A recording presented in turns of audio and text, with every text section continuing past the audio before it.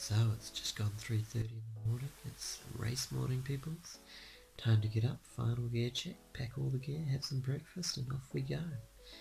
Let's see you out there. So this here is Simon Collins. He's my very good friend who's kind of doesn't know what he's doing, but he's come to support and crew me, so I'm very grateful he's driven me out here. It's lovely rainy weather and wow, we're at the start line, so let's see how this race goes. It's getting real. And so it begins at the starting line. Hey Dave. He was looking like he's going to start out strong, right at the front.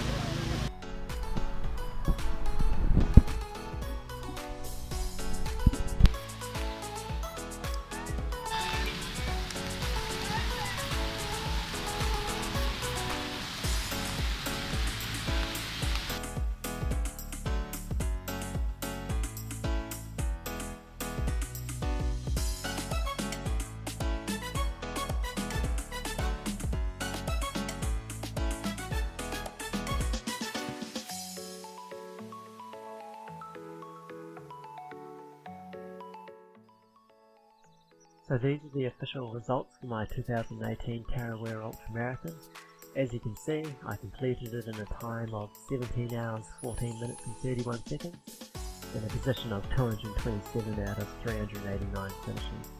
It's a far cry from my sub 10 top 10 ambition that I had, and we'll just quickly take you through what happened. So up to the T-Toki aid station, I was going great. I was in 9th position, averaging a pace of 4 minutes 21 seconds, and I was truly feeling like I was still strong, that I hadn't overexerted myself, and that I could maintain that for a long time. Unfortunately, just coming out of the T-Toki aid station, my left knee blew up. I had an old injury that I was sure I'd recovered from, and unfortunately it decided to remind me that maybe I hadn't. And so you can see the pace just progressively gets slower and slower through here, and I'll just take you through why that was. So coming into T-Toki, as I said, I was feeling strong, feeling great, and then it was just this little climb up here where my knee gave way, and so I still had good range of motion in my left knee joint, good flexion, so it's just really sore. After Tarawera Falls, it started to seize up a little bit, coming through here, and then it was between the outlet and Okataina where it really seized up. So this is one of the most technical sections of the course, coming around here between the outlet and Okataina, and I kind of did this funny running skip limp, where I'd run through properly with a good stride with my right leg, and then because I had the flexion in my left knee is what was causing the issue, I kept that dead straight and just brought it up underneath my body, and then came through with my right leg again. So after Okataina, I realised that any ambition of a good finish was completely gone, but I still wanted to finish before the sun set so that I could see my kids and cross the finish line with them. So I was still pushing it on the start of the Western Okataina walkway, and all the way up this climb here. Because I couldn't flex my left leg, it meant that all the weight was going to my right quad, so that took a real beating up that climb there.